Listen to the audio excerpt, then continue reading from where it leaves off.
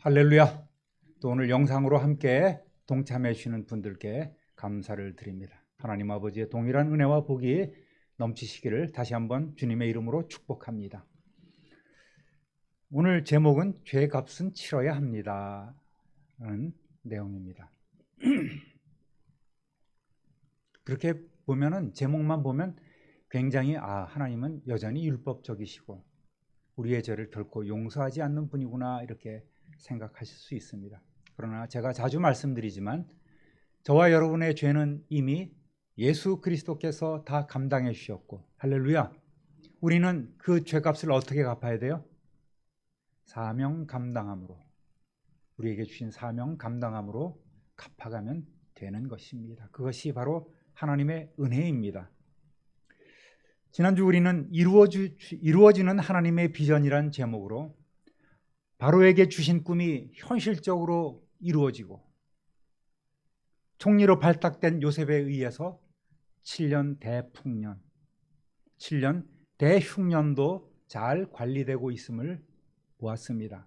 과연 이 요셉이란 사람은 하나님께서 당신의 나라 건설을 위해 사용하시는 하나님의 비전의 사람이었음을 우리는 확인하게 되었습니다. 요셉에게 주신 꿈도, 또 그를 애굽으로 팔려가게 하신 것도, 갖은 고초를 거치면서 애굽의 총리로 발탁되게 하신 것도, 또 7년 대풍년과 7년 대기근으로 결국 자기 앞에 형들이 와서 무릎을 꿇고 엎드리는, 절하는 이러한 형제간의 만남이 이루어진 것도 바로 하나님의 웅장하고 치밀하고 정말 상상할 수 없는 그 스펙타클한 일하심이었다, 이렇게 생각할 수 있습니다. 완악했던 형들에게 지금 요셉은 망신을 주려 하거나 단순히 하나님의 꿈을, 하나님이 주신 그 꿈을 증명해 보이려는 것이 아니었습니다. 형들은 요셉 자신을 알아보지 못했지만 요셉과 형들의 재회는 요셉을 통해 장차 이루시려는 하나님의 나라를 위해 베풀어 주시는 하나님의 은혜였단 말입니다. 지금 당장은 요셉의 꿈처럼 되는구나 이렇게 생각할 수 있지만 그 너머를 우리는 성경을 읽어가면서 봐야 합니다.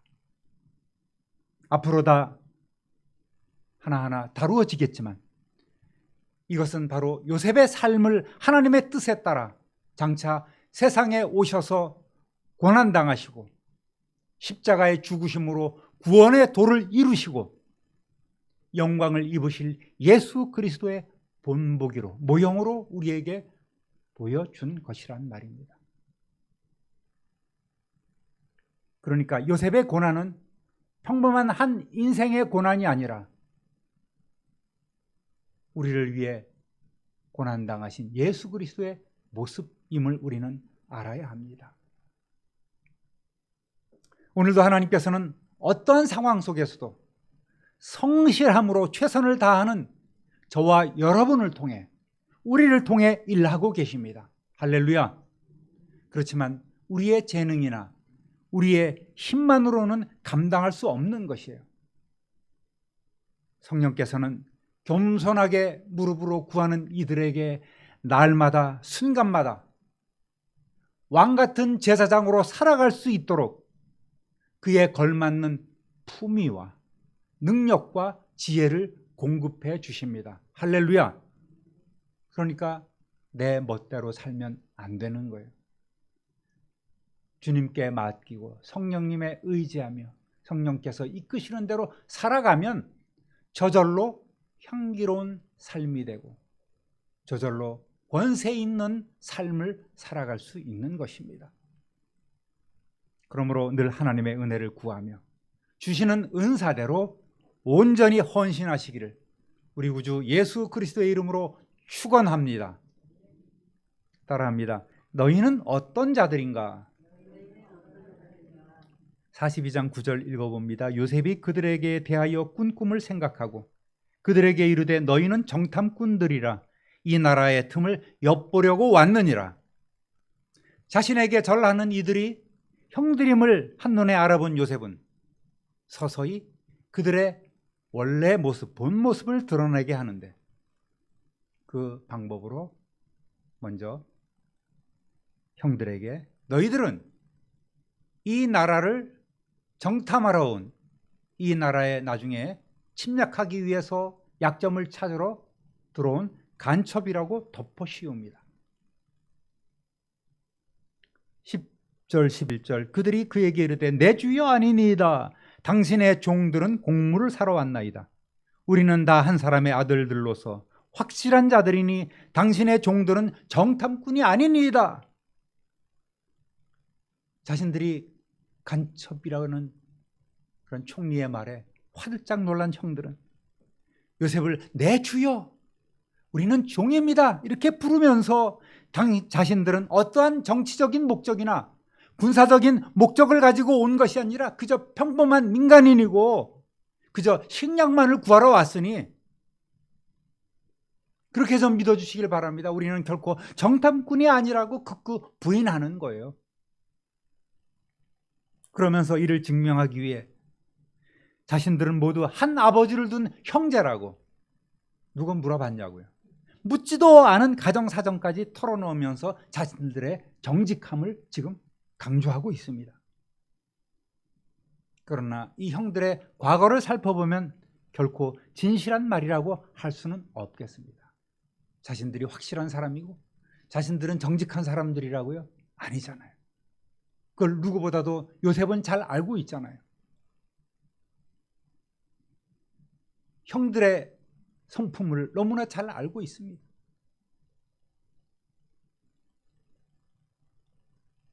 (12절) 요셉이 그들에게 이르되 아니라 너희가 이 나라의 틈을 엿보러 왔느니라. 요셉은 조금 더 지금 압박하고 있어요. 요셉은 왜 자꾸 형들에게 간첩이라는 누명을 씌우면서 윽박지르고 있을까요? 생각해보면 어떻게 보면 지금 상황은 간첩 누명을 쓰고 있는 형들이 무척 억울한 상태입니다. 그렇잖아요. 자기들은 그저 쌀 사러 곡물 얻으러 왔는데 자기들을 자꾸 간첩이라고 하니까 이게 참 가슴을 열어 보여줄 수도 없고 답답한 노릇 아니겠습니까? 이때 당시 간첩의 누명을 쓰면 어떻게 되겠습니까? 간첩이 이미 밝혀지면 그냥 죽는 거예요. 사형당하는 것입니다. 그래서 자신들의 12형제, 지금은 10명이 왔지만 12형제에 대해서 말함으로써 누명을 벗기 위해 안간힘을 쓰고 있는 거예요. 13절 그들이 이르되 당신의 종 우리들은 12형제로서 가나안 땅 한 사람의 아들들이라. 막내 아들은 오늘 아버지와 함께 있고 또 하나는 없어졌나이다. 그 또 없어진 또 하나가 누구예요? 요셉 아니겠습니까? 그런데 이 말을 듣는 순간 요셉의 마음이 참 복잡해지는 거예요. 요셉처럼 이 상황을 잘 아는 사람이 어디 있겠습니까? 형들은 자기들이 팔아버린 그 요셉을 없어졌다고 뭉뚱그려서 표현했지만 요셉은 그들이 여전히 정직하지 않은 상태임을 깨닫게 된 것입니다. 따라해 봅니다. 진실을 증명하라. 14절 15절 요셉이 그들에게 이르되 내가 너희에게 이르기를 너희는 정탐꾼들이라 한 말이 이것이니라. 너희는 이같이 하여 너희 진실함을 증명할 것이라. 바로의 생명으로 맹세하노니 너희 막내 아우가 여기 오지 아니하면 너희가 여기서 나가지 못하리라. 형들이 지금 정직하지 않음을 요셉은 딱 알아차렸습니다. 딱 걸린 거예요. 간첩이 틀림없다는 내 말이 맞지 않느냐? 너희들은 지금 거짓말을 하고 있는 것이다. 당장 요셉은 자신의 신분을 밝히면서 내가 이렇게 시퍼렇게 눈뜨고 살아있는데 나를 속이려고 그래? 그러고 싶지만 그럴 수는 없는 것 아니겠습니까? 형제들과 진정한 화합을 하기 위해서는 먼저 형들이 스스로가 자기 자신들의 죄를 깨닫고 회개해야 되는 거예요. 요셉은 조금 더 참고 기회를 주고자 했습니다. 요셉은 형들의 변화를 위해서 어느 정도 시간이 필요함을 알게 되었습니다. 그리고 형들의 진정성을 확인하기 위한 약간의 절차도 필요했습니다. 형들을 조금 더 압박하지요. 먼저 요셉은 막내 아우를 이곳으로 데려오라고 요구합니다. 친동생 베냐민을 보고 싶은 마음도 있었겠지요. 또 형들의 의중을 떠봄으로써 이들이 과거에 자기들이 저질렀던 죄를 기억하고 회개하도록 하고, 더 나아가 나중에 아버지 야곱을 비롯한 모든 식구들이 애굽으로 와서 이 어려운 때를 넘기고 편히 살도록 지금 계획하고 있는 것입니다. 16절 17절 너희 중 하나를 보내어 너희 아우를 데려오게 하고 너희는 갇히어 있으라. 내가 너희의 말을 시험하여 너희 중에 진실이 있는지 보리라. 바로의 생명으로 맹세하노니 그리하지 아니하면 너희는 과연 정탐꾼이니라 하고 그들을 다 함께 3일을 가두었더라. 요셉은 애굽에서 흰으로 추앙되는 왕인 바로의 이름으로 맹세합니다. 그리고 이들에게 한 명만 가서 아우를 데려와서 너희들의 진실함을 증명하라고 명령하고는 이들을 사흘 동안 감옥에 가둬버리고 맙니다. 요셉처럼 이 형들도 죄수 아닌 죄수가 되어버렸습니다. 이들은 깨달았습니다.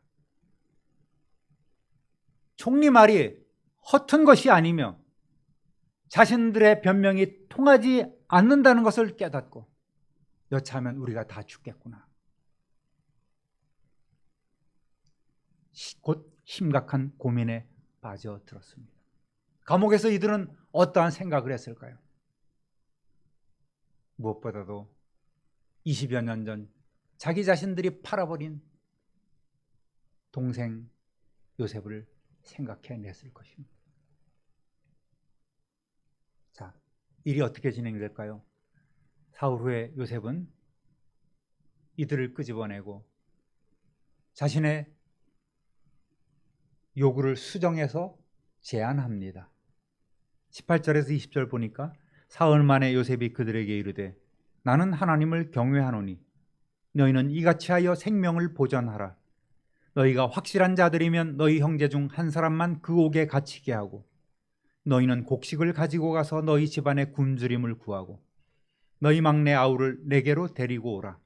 그러면 너희 말이 진실함이 되고 너희가 죽지 아니하리라 하니 그들이 그대로 하니라. 아멘. 요셉은 나는 하나님을 경외하는 사람이다. 너희와 같이 하나님을 경외하는 사람이다. 이렇게 밝힙니다. 그리고 너희들도 나와 같은 신앙을 가지고 있다면 내 말을 따르라. 이렇게 명령하고 있는 거예요. 처음에는 한 사람만 가도록 했지만 가만히 생각해 보니 우선 아버지를 비롯해서 가나안에 있는 식구들이 먹을 양식이 급한 것을 알게 되었습니다. 혼자만 가면 한 사람, 한 가족 분량밖에 곡물을 가지고 가지 못하지 않겠습니까? 그러니까 최대한 많은 사람이 가야지만 가나안에 있는 식솔들의 굶주림을 면할 수 있기 때문에 9 형제를 보내면서 막내 아우를 데려오도록 한 것입니다. 막내 동생 베냐민은 지금 아버지가 가장 사랑하는 아이입니다. 그를 아버지와 떼내어서 애굽으로 데려와야 되는데 아버지를 설득한다는 것은 이거는 결코 호락호락한 일이 아닙니다. 아버지가 막내 아들을 내어줄 일이 없습니다. 불가능에 가깝단 말입니다. 그래도 이 총리의 요구가 상당히 완화된 것이기 때문에 형들은 일단 수긍하고 받아들일 수밖에 없습니다. 예, 저희들이 그렇게 하겠습니다. 일단은 돌아가잖아요. 돌아가서 부딪혀야지 뭔가 해결이 나오겠지요. 따라합니다. 우리가 죄인이로다. 21절 그들이 서로 말하되 우리가 아우의 일로 말미암아 범죄하였도다. 그가 우리에게 애걸할 때에 그 마음의 괴로움을 보고도 듣지 아니하였으므로 이 괴로움이 우리에게 임하도다. 이런 날이 오게 될 줄은 상상하지 못했을 것입니다. 형들은 지금 양심의 가책을 받고 자신들에게 과거 살려달라고 애원하면서 울부짖는 그 동생을 죽이려 했고 매몰차게 노예로 팔아버린 일들로 인해서 벌을 받고 있음을 이들은 깨달은 것입니다. 아버지를 속이며 형제들 간에도 그 이후로는 서로 입을 다 다물고 있어요. 거론조차 하지 않습니다. 마치 없었던 일처럼 이들은 그저 가슴 속에만 깊이 묻어두고 잊으려만 했습니다. 하지만 그 악한 일들이 이제는 본격적으로 수면 위로 떠오른 거예요. 괴로움으로 인해서 더 이상 감출 수도 없습니다. 형들이 스스로 자기 자신들의 죄인임을 깨닫고 회개를 바라는 그 요셉의 의도대로 이들은 지금 탄식하며 후회하고 있는 것입니다. 과거 노아 홍수 이후에 하나님께서는 노아와 노아의 아들들에게 강력하게 경고하셨습니다. 창세기 9장 5절을 보면 내가 반드시 너희의 피, 곧 너희의 생명의 피를 찾으리니 짐승이면 그 짐승에게서 사람이나 사람의 형제면 그에게서 그의 생명을 찾으리라. 이것이 하나님이 세워주신 오래된 법입니다.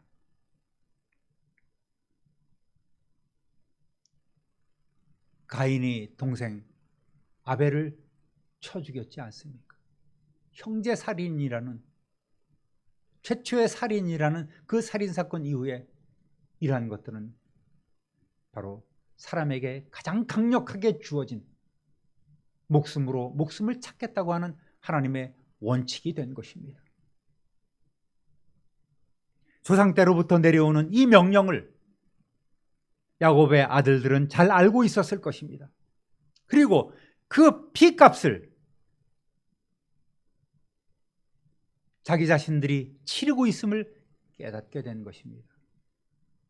22절 23절 루벤이 그들에게 대답하여 이르되 내가 너희에게 그 아이에 대하여 죄를 짓지 말라고 하지 아니하였더냐. 그래도 너희가 듣지 아니하였느니라. 그러므로 그의 핏값을 치르게 되었도다 하니 그들 사이에 통역을 세웠으므로 그들은 요셉이 듣는 줄 알지 못하였더라. 루벤은 어떠한 사람입니까? 과거 아버지의 침상을 더럽힌 페르나 아니었겠습니까? 그래도 맏형으로서 아버지가 가장 사랑하는 요셉을 살리기 위해서 2번이나 생명을 해하지 말라, 피를 흘리지 말고 그저 구덩이에 던지기만 하자, 이렇게 했었습니다. 자기 자신이 돌아와서 요셉을 구하려 했기 때문입니다. 그런데 지금 이런 말들이 무슨 소용이 있겠습니까? 그때 더 강력하게 말렸어야 하고 그때 더 강력하게 반대했어야죠. 그러나 저와 여러분이 이미 알고 있듯이 이것은 다 하나님의 치밀한 계획의 결과였던 것이죠. 이들은 요셉이 자신들의 말을 못 알아듣는 줄 알고 이렇게 후회와 탄식을 하고 있는 것입니다. 24절 25절 요셉이 그들을 떠나가서 울고 다시 돌아와서 그들과 말하다가 그들 중에서 시므온을 끌어내어 그들의 눈앞에서 결박하고 명하여 곡물을 그 그릇에 채우게 하고 각 사람의 돈은 그의 자루에 도로 넣게 하고 또 길양식을 그들에게 주게 하니 그대로 행하였더라. 아멘. 요셉은 자신이 상상하지도 못했던 이 기막힌 만남을 허락하신 하나님께 순간적으로 진정한 그런 감사의 마음이 생겼습니다. 어쩌면 일생 동안 형들과 화해는커녕 아버지조차 못 만나는 그러한 삶을 살아갈지도 모르는 것 아니겠습니까?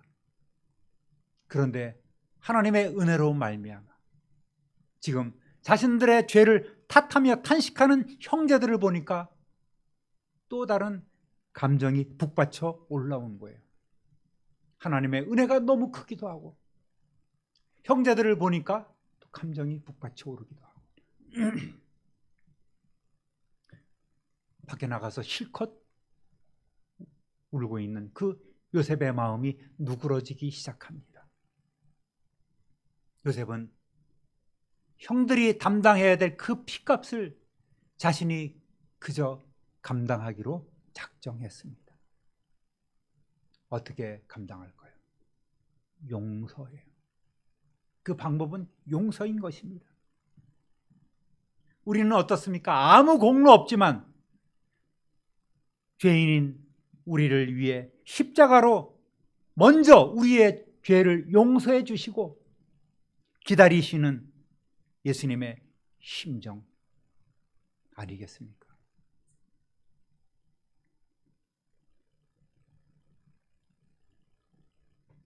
밖에 나가서 울고 마음을 정리한 후에 들어와서 일을 마무리 짓습니다. 용서는 먼저 해야 되는 것입니다.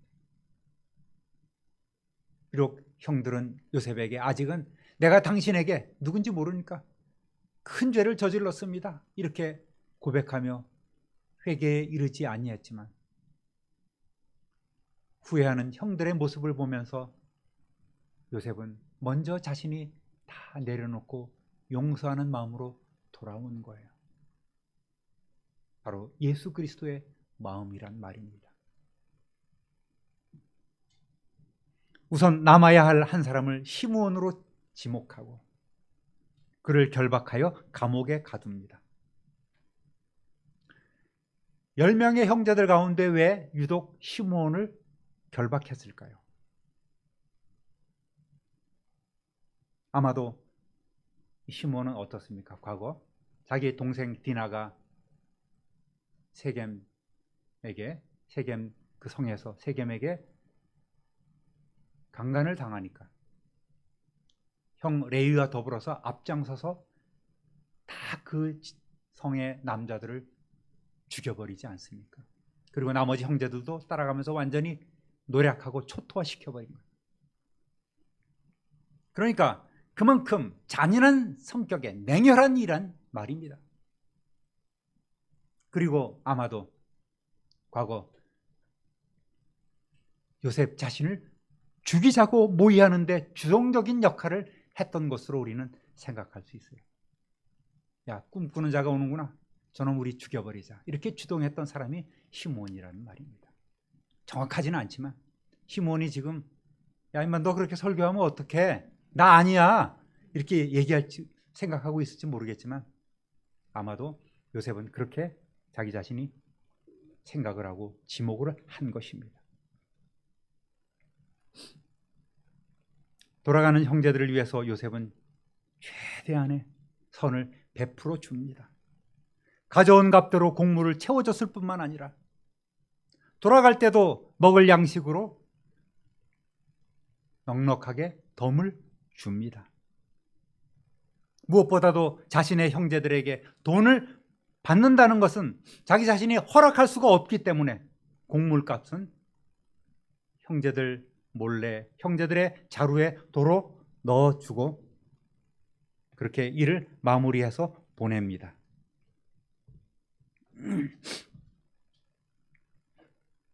이제 형들은 가나안으로 돌아갑니다. 사랑하는 참빈누리교회 성도 여러분, 오늘 말씀을 통해 여러분은 어떤 것을 느끼셨습니까? 어쩌면 우리들의 모습은 회개 없이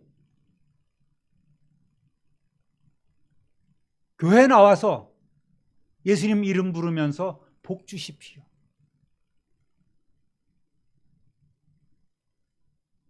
그저 먹을 것을 구하러 애굽 총리 앞으로 나가는 요셉의 모습이 아닌지, 요셉 형제들의 모습이 아닌지 생각해 볼 필요가 있습니다. 예수 믿으면 복 받는다면서요. 예수님, 잘은 모르지만 나왔으니까 복 주십시오. 만사형통 주십시오. 건강 장수 주십시오. 사업이 안 되는데, 뭐가 안 되는데, 아픈데 고쳐주십시오. 이렇게 단순하게 곡물을 찾으러 먹고 살기 위해서 나온 이 형제들의 마음이 아닌가를 우리는 돌아봐야 합니다.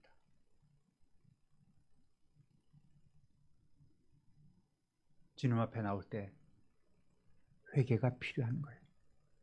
시편 51편 17절 보니까 하나님께서 구하시는 제사는 상한 심령이라. 하나님이여 상하고 통회하는 마음을 주께서 멸시하지 아니하시리이다. 감춰진 죄를 자복해야만 용서받고 살 길이 생기는 것입니다. 내가 죄인임을 깨닫고 회개할 때에 살 길이 생기는 것이란 말입니다. 사랑하는 성도 여러분, 말씀을 정리합니다. 하나님 앞에 거룩함으로, 요즘 자주 말씀드리죠. 애굽 총리보다 더 높은 하나님 나라의 왕 같은 제사장으로 살아가는 저와 여러분 되시기를 우리 구주 예수 그리스도의 이름으로 축원합니다. 축원합니다. 축원합니다.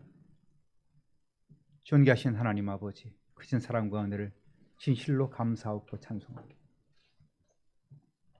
우리는 죄값을 치러야 하지만 선제적으로 먼저 우리 주님께서 십자가에서 다 용서해 주시고 이제 주님의 이름을 부르는 모든 자들에게 구원의 은혜를 주셨음을 오늘 다시 한번 마음속에 새겨봅니다. 하나님 아버지, 우리가 알고 또 모르고도 지었던 모든 죄값을 이제는 하나님 앞에 날마다 호흡처럼 회개하게 하시고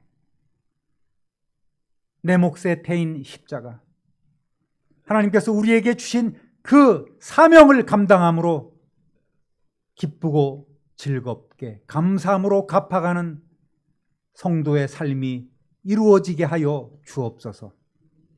다시 한번 그렇게 결단하는 우리 성도들이 되게 하여 주옵소서. 감사와 찬송과 영광을 하나님께 돌리옵고 우리의 능력 되시는 예수 그리스도의 이름으로 축복하며 기도 올립니다. 아멘.